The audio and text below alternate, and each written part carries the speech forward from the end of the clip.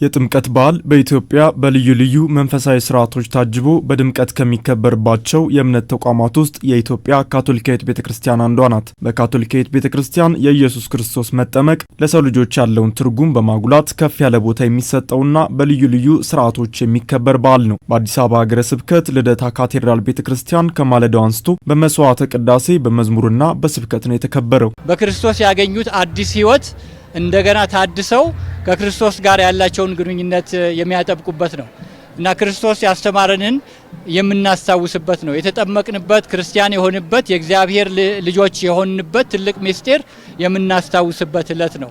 የእግዚአብሔር ልጅ መሆን ማለት በፍቅር መመላለስ ማለት ነው። እግዚአብሔር ፍቅር ስለሆነ እኛም የሱ ልጆች እስከሆንን ድረስ በፍቅር እርስ በርሳችን እንድንተያይ የሚያሳስበን የሚያስተምረን በዓል ነው። ጥምቀት ከዛሬ 2000 ዓመት በፊት ጌታችን መድኃኒታችን ኢየሱስ ክርስቶስ የተጠመቀበትን በዓል ዛሬ የምናከብረው የራሳችንን ጥምቀት እያሰብን ነው።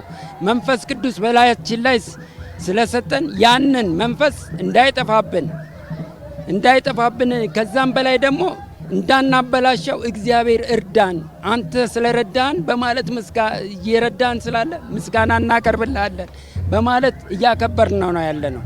መንፈሳዊ ስርዓቶቹ በዓሉ የሚከበርበትን ትርጉም ለምዕመናን የሚገልጡና ከዋዜማው ጀምሮ የሚፈጸሙ ናቸው። የጥምቀት በዓል በየዓመቱ ሲመጣ የኢትዮጵያ ካቶሊካዊት ቤተክርስቲያን ምዕመናን በዓሉን የሚያከብሩት በጥምቀት ያገኙትን ልጅነት በማሰብም ጭምር ነው። ተጠምቀን የክርስቶስ ተከታዮች ሆነን ክርስትናን የተቀበልንበትን ታላቅ ምስጢር የምናከብርበት ቀን ነው እና ዛሬ እንደምታየው ድባቡ በደንብ የደመቀ ደስ የሚል በዓል ነበር። ጥምቀት በዓል እኔ ክርስትናዬን የማድስበት ነውና ዳግም ሕይወት የማገኝበት ነው። በጌታችን ጥምቀት አማካኝነት ዳግም ትንሣኤን የማገኝበት ስለሆነ በጣም ደስ የሚለኝ በዓል ነው። እግዚአብሔር ይመስገን ለዚህ ቀን ስላደረሰን።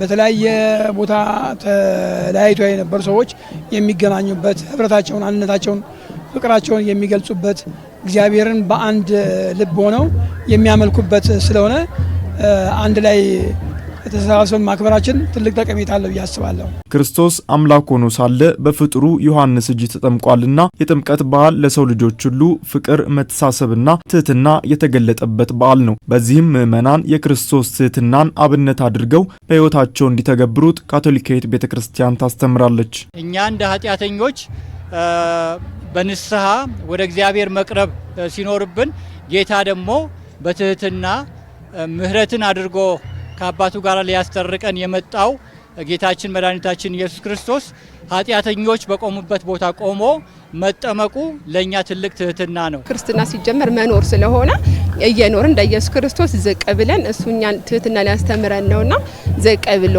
በበረት ተወለደ። ከዚያም ደግሞ በዮርዳኖስ እንደ ማንኛውም ሰው ነው ወርዶ የተጠመቀውና ከዚህ እኔ የምማረው ትህትናን ዝቅ ማለትና ታላላቆችንም ሆነ ታናናሾችንም አክብሮ መኖርን ተምሬያለሁ። እኛ ራሳችን ወደ እግዚአብሔር እንቅረብ፣ የእግዚአብሔር ፍቅር በውስጣችን ይንጠት በማለት በዚህ መንፈስ ነው ምስጋና እያቀረብን ያለነው። ተጠምቀናል። ያው የውሃ ጥምቀት ፊዚካል ነው የሚታይ ነው። ከዛ በላይ ውስጣችን ደግሞ ንጹህ እንዲሆን ነው ትልቁ ጥረትና በዚህ መንፈስ ነው